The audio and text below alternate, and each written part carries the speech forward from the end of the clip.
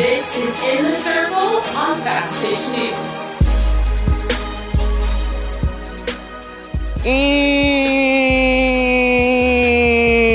And we welcome you to this edition of D2 Tuesday right here on In the Circle on our YouTube page. Victor Anderson, glad to be back here with you. Another exciting week of action on the D2 side. We got new polls. We got players of the week. We got a new team in the top 25 that I think we might be the unofficial podcast for, I guess. But nonetheless, ladies and gentlemen, you know what time it is. And I'm just going to stress this for the record right now. And I want to get this out the way before we go any further. This will be the calmest that you hear me for the remainder of the week before I go to Tampa to cover Iowa softball Friday and Saturday. For those of you who were wondering if we would have anything to say about the Torrey Tyson and Howard situation, that's coming Thursday. And trust me, let me give you a warning right now. You might want to get the little children on a different, let's just say if they got a favorite song, you might want to loop it a couple of times with what I got to say because it might not be suitable for the little ears when I share my thoughts about that on Thursday. But that's Thursday. Today is Tuesday. Today is D2 Tuesday, and you know what that means. Let's talk about the latest top 25 in the NFCA poll, which, well, really didn't have any changes. Well, it had a big change at the top, which we'll talk about in just a moment. I'm talking about in terms like the top 5. There was a change at the top of the top 25 as North Georgia and Mike Davenport are the new number 1 team in the nation. They are now winners of 25 straight after an impressive doubleheader sweep, outscoring Augusta today 29-2. So the Nighthawks come in the number 1 ranked team in the nation. Rogers State, they drop a spot to number 2. Rogers State went 3-1 last week. They split a doubleheader with Arkansas Tech, sweeping Northeastern State on the road to start MIAA action for the defending national champion Hillcats. Tampa remains at number 3. Ladies and gentlemen, the Tampa Spartans have an offense that goes along with their pitching. I will highlight that just a few moments. UT Tyler, number 4. Cal State San Marcos, who have more issues with rain than actually had games on the field, they round out the top 5. Central Oklahoma, the Bronchos at number 6. Grand Valley State offer another dominant performance at the spring games. They come in at number 7. Alabama Huntsville, Les Studeman, who reached a milestone last week. We'll talk about that later on. They come in at number 8. U of Indy with another coach with another milestone. They come in at number 9. And Valdosta State, they round out the top 10.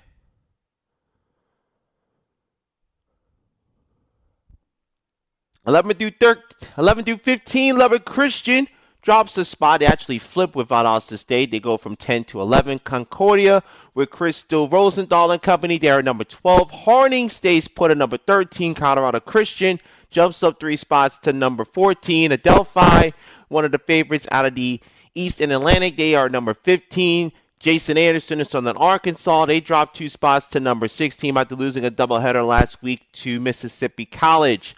Wingate is at 18, Washburn at number 9, and don't tell anybody this in the Sunshine State Conference, but Aaron Kinberger and St. Leo, they are in the top 20, and they are getting ready for a big showdown with Valdosta State.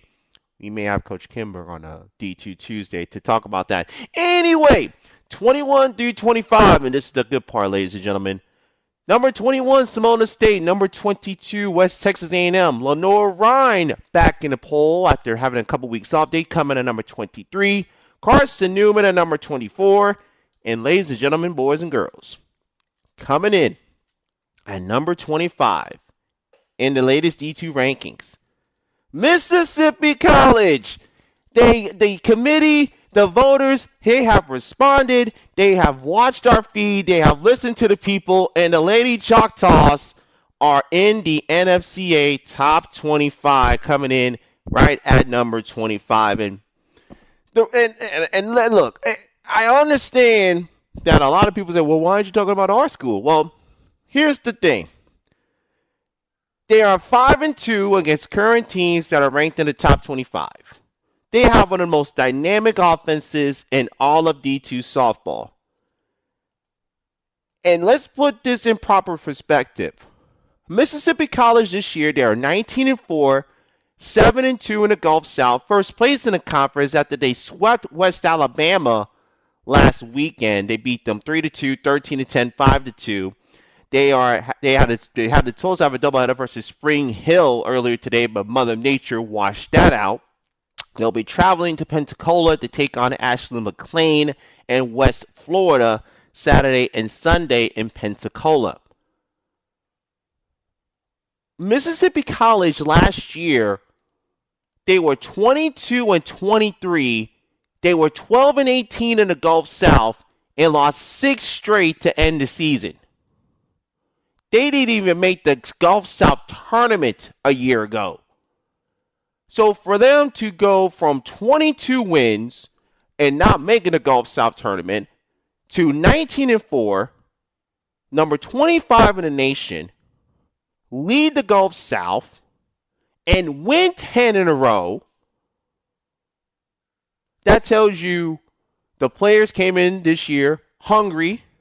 That is a credit to Coach O'Hare and what she's done with that program, taking over in her 15th season at the helm, winning its coaching program history. And oh, by the way, ladies and gentlemen, we saw Mississippi College, Eric Lopez, my co-host, and I, we saw them 3 years ago when they played in the South Regional versus Florida Tech, losing to the Panthers in the regional championship game. So we knew that they had the talent to get themselves back to where they are right now. It took a little bit longer than expected, and I'm sure there was some unexpected dips with the pandemic notwithstanding in 2020, but 19-4, 7-2 in the conference, and they currently have 7 players hitting over 330. The lowest batting average of one of their regulars, Alexis Laughlin, we highlighted this on our D2 Tuesday last week on our Twitter Spaces, is 324. As a team, they're hitting 386. They're slugging 679.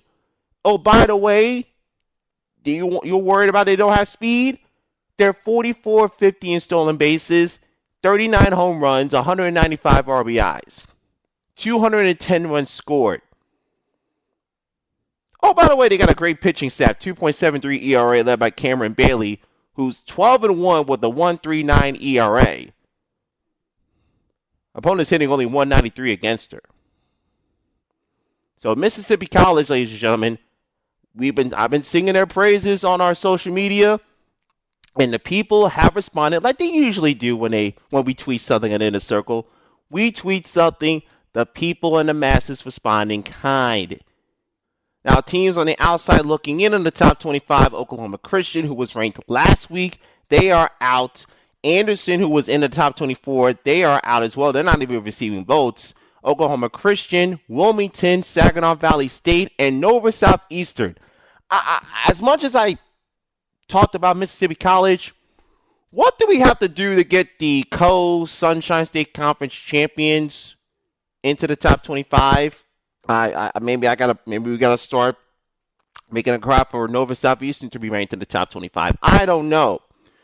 We'll have to figure that out, and we will figure that out together, like we always do here on D2 Tuesday. One team that Mississippi College will certainly have to see in terms of taking home the Gulf South Championship, which they did in 2019, oh, by the way, is Alabama Huntsville, who got a doubleheader, who got a sweep versus West Florida last weekend, and as a result, Les Studeman picked up her 1,200th victory of her career. By the way, that took place in Game 1, a 10-1 run rule victory for the Chargers. They took the second game, holding off the Argos' late inning rally 7-6. So our congratulations to Coach Les Studeman. She has been the head of the UAH program since the jump. She has a 747 career winning percentage, 7th best in Division II, 28 seasons at the helm of the Chargers, 1,201 wins to her credit. And we'll look to add some more when they go to Rome, Georgia to take on Shorter in one of the final times that they'll be playing each other as Gulf Sub members before Shorter moves over to Conference Carolinas in a couple of years. By the way, keep this doubleheader in mind, ladies and gentlemen. I just want to stress this. March 21st, they travel to Lincoln Memorial. That's going to be a midweek. And hold on. I'm looking at this right now. Is that audio links? Oh my goodness! And then, now we talked to Coach Studeman a few years ago about how they needed to get audio out for those games at Alabama Huntsville. West Georgia, March 25th, 26th. You can listen to the game on 97.7 ESPN in Huntsville. Man, oh man. Oh, by the way, ladies and gentlemen, you want to talk about a battle between two of the Division II GOATs? Mark this date in your calendars, folks. We may have a special D2 Tuesday live to preview this one. Tuesday, April 4th in Huntsville. As of right now, you will have number 8 Alabama Huntsville versus number 1 North Georgia, Les Studeman, Mike Davenport. Yes, ladies and gentlemen, I will be listening and I'll be paying attention to that one, and just stay tuned for what we have in mind for that one. Trust us, ladies and gentlemen, you will not want to miss what we got in store for you. Now, Coach Les Studeman picked up her 1,200 victory at home, while another legendary softball coach picked up her 800 victory in the Sunshine State this past weekend. Of course, we are talking about the great head coach of U of Indy, Melissa Frost, picking up her 800th win as an NCAA head coach, as U of Indy picked up a pair of victories at the spring games. They shut out the Youngville 8-0 in run rule fashion and knocked off Hillsdale 2-0 to pick up those 800 wins. She is 16th currently among active D2 coaches in career wins. U of Indy got Monday off to enjoy themselves. They're currently playing games right now versus Lemoyne and Wayne State. Was also not available as of the time of us recording D2 Tuesday. They're playing in the spring games over in Leesburg. They will wrap up their trip to the Sunshine State on Thursday. A pair of games versus Southern Connecticut and Bentley before they head back home to start GLVC play with the doubleheader versus McKendree on Sunday the 19th. National Players of the Week for the NFCA. For the hitter of the week, Abby Solti from Valdosta State, led Valdosta State to a 5-1 weekend, including splitting the doubleheader versus number 3 Tampa. She went 9 of 14, 5 home runs, 9 RBIs, 7 runs scored, had a slugging percentage of 17-14 and a 783 on-base clip with 9 walks in the process. The pitcher of the week, Maxine Valdez for Lubbock Christian, went 2-0, picked up a save, twirled a pair of strikeouts, had 19 strikeouts, just 2 walks, and 13 innings of work in her performance versus Eastern New Mexico, and also threw a 3-hit shutout and a 5-inning victory over Texas A&M Kingsville, and picked up a save in the decisive game to clinch the series versus the Javelinas. One performance that I want to mention, Alyssa LeBlanc from Texas Women's College. She set not just a program record, but a Lone Star Conference record, 23 strikeouts in 9 innings versus Angelo State. Yes, ladies and gentlemen, I did not stutter when I said that. 23 strikeouts, 9 innings versus Angelo State. What a performance she's had. Transferred in from Texas A&M Commerce when they made the jump from D2, when they made the transition to a Division I program. And look at the thing that sucks about that performance. She threw 223 pitches, 12 in the third innings, 7 hits, 3 runs, 2 earned, walked 5, struck out 23. The only thing that sucked about the performance is that her team gave her the lead in the 12th, and then Peyton Sure tied up the game, and then Evans doubled to score Sure to give Angelo State the 3-2 victory. But let me put it this way: you can't fault her for it. You can't say she wasn't the reason they lost the game.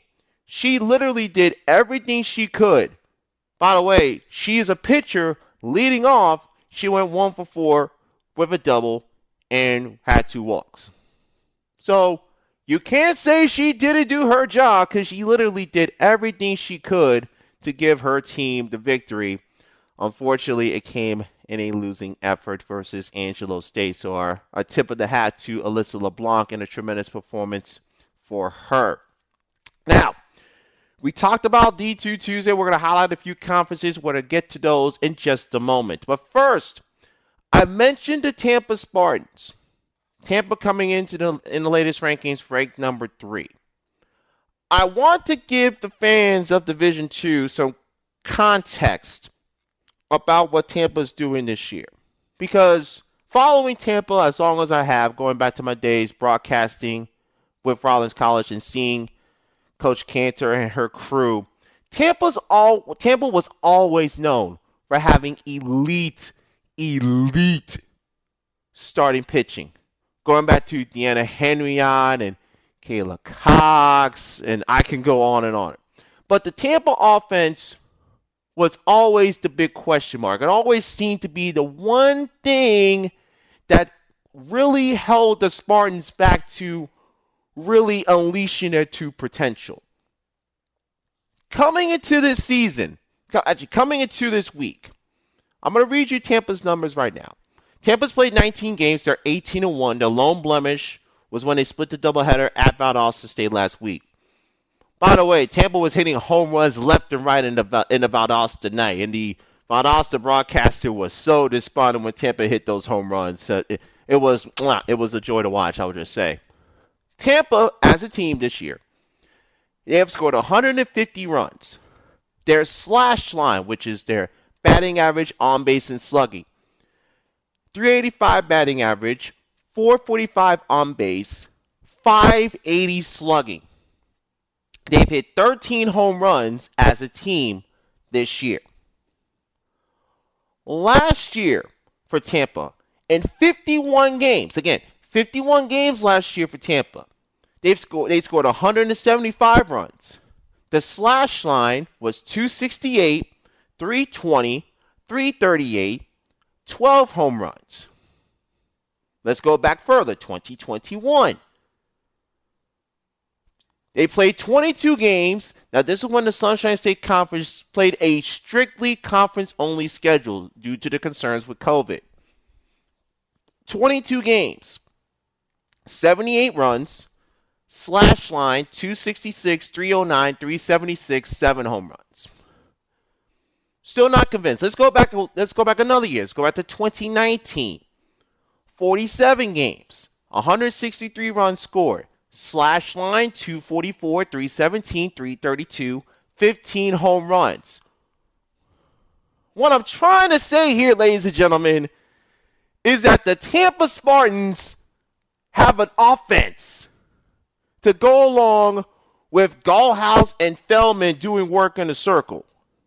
And there's one person that needs to get recognized for the job that she is doing. That's Katie Neubauer. She got hired by Coach Cantor in Tampa in May of 2021 to essentially handle the infield and be the quote-unquote offensive coordinator. There's no surprise, at least in my eyes, that with her addition to the triumvirate of coaches for Tampa, Cantor, Rubio, longtime pitching coach Jackie Davis, adding Neubauer to this coaching staff has unlocked the Tampa offense to its full potential, and you pair that up with the dominant pitching that Tampa has, this could be the season Tampa puts it all together, and Tampa makes a deep run. Not just the regionals, not just the supers, but they could potentially be that team along with Alabama, Huntsville, and Valdosta State, who they split with in Valdosta last week. Tampa could be that team that represents the South in the D2 Women's College World Series in Chattanooga in late May. The biggest key for Tampa, and the name I want everyone to keep in mind, transfer from Memphis, Cameron Winiger, 5'1" spark plug. Her batting, she's hitting over 400 this season. 478 to be specific. 3 home runs, 21 RBIs, 20 runs scored. You insert that experience into this team that has already had good hitters, and the second year of Coach Neubauer and her philosophy and her thought process. Do you find it surprising, ladies and gentlemen, that Tampa is where they are right now? With this offense, with the pitching staff? And by the way, ladies and gentlemen, Tampa, you thought that Valdosta State series that they had, that doubleheader last week, was huge. Mark, I want you to write down this date, circle it, because this could be the de facto Sunshine State Conference Championship. April 28th, 29th, Tampa hosts Aaron Kimberger in St. Leo. Could that be a matchup of 2 top 15, possibly top 10 teams? A lot of softball will be played between now and then. But I will say this. It would not surprise me if we're doing a D2 Tuesday in late April with regional rankings, and you're talking about 2 of the top 3 teams in the South, or 2 of the top 4 teams in the South. Because right now, if you really force me to rank a top 4 in the South, it would be UAH, Tampa, UAH, Tampa, Valdosta, and St. Leo. And the best part about it is St. Leo plays 2 of those 3 in the next month. Now let's get to a pair of conferences that we're going to highlight today. First of all, let's get into the Northeast 10, the NE10 as they call it, led by Adelphi. Adelphi, the only team in the Northeast 10 that is currently ranked in the NFCA Top 25. Adelphi, of course, made it to the D2 Women's College World Series last year. They come in ranked at number 15, off to an 8-3 start. And looking at things with the NE10, in my humble opinion, it's going to come down to which team can have the best pitching to kind of challenge Adelphi. And could it be Franklin Pierce with Samantha Sylvester? She won the Pitcher of the Week honors. Got 8 innings of relief work. Didn't allow a run, only 5 hits. Picked up a win and a save in the process. Could it be a school like Pace? Could it be Lemoyne? I'm going to be fascinated to see how this conference plays itself out in terms of what will happen with the NE10, how that whole thing will break down. The tournament will take place on May 4th through 6th, with the first round taking place on Tuesday the 2nd. Now, Adelphi was picked the preseason favorite in the Northeast 10. No real surprise. Franklin Pierce came in at number 2. Now, keep in mind, Franklin Pierce has yet to make an appearance in the NE10 championship as a team, but they did finish 30-12 last year and made it to the East Region tournament. St. Anselm, who was the runner-up in 2022, they were 3rd, and then Pace came in 4th in the preseason poll with 103 points. So it really feels like Franklin Pierce, St. Anselm, and Pace are going to be the teams who will be looking to challenge the Panthers as the Northeast 10 favorite. Surprisingly enough, Adelphi won in the Northeast 10 Championship. That was the first time they won it since all the way back in 2018. Now let's take a look at the South Atlantic Conference. Wingate Carson Newman representing the league in the top 25. And Anderson, who was there in the top 24, just got knocked out last week. Wingate comes in this week as the highest ranked program at number 18. Carson Newman falling 3 spots to number 24 from the number 21 ranking a week ago. But yeah, Lenore Ryan also making it into the poll this week at number 23. I almost forgot about Lenore Ryan. My apologies, Lenore Ryan fans. And no surprise, you got players from Carson Newman and Lenore Ryan who were named Players of the Week. Macaulay Bailey was named the SAC Softball Player of the Week. Morgan Beeler was named the Varsity Gems Pitcher of the Week. Bailey, who's just a freshman, 8-game hitting streak, and drove in the game-winning run to complete the largest comeback in school history as Carson Newman came back to beat Catawba 10-9 in Game 2 of that doubleheader. Bailey hit 10 RBIs, had a .500 batting average, and oh, by the way, has 38 RBIs on the season. Meanwhile, Beeler picked up a big regional win for Lenore Ryan versus Francis Marion on Wednesday, got the save at then number 24 ranked Anderson on Saturday. Finished the week with a 1.74 ERA for the season. 10-2 is her record. And here's the interesting thing about the SAC. With no queens as they moved up to Division I, you have Lincoln Memorial, you got Carson Newman, you got Wingate, and you got Lenore Ryan. So it's going to be a 14 race, but Tusculum actually made the tournament a couple years ago, winning the SAC tournament championship. So don't assume that it's going to be just those 4 teams out of the SAC all battling for supremacy. Someone can sneak in the back door like a Tusculum did a couple years ago when he won the conference tournament, made to the Division II national tournament. But a lot of softball still to come. More conferences to be talked about. Regional rankings will be coming out next month. We're going to talk about that. We're going to try and get some coaches on D2 Tuesday. Hopefully our schedule will work itself out that we can get some coaches on and have them on for you on D2 Tuesday. But that's down the line. That's going to do it for this episode of D2 Tuesday. We certainly thank you so much for your support and making sure that you follow us and supporting D2 Tuesday. The movement continues to grow, and we certainly appreciate your support once again as we are your home for Talking Division II every Tuesday. And again, ladies and gentlemen, this will be the comments I will be for now. Thursday's open. You might want to get the kids listening to their favorite song a couple times in rotation because I will be a little fired up. And I will leave it at that. And on that note, ladies and gentlemen, Victor Anderson signing off. You've been listening to D2 Tuesday right here in your home for softball in a circle. And as always, good night, Canada.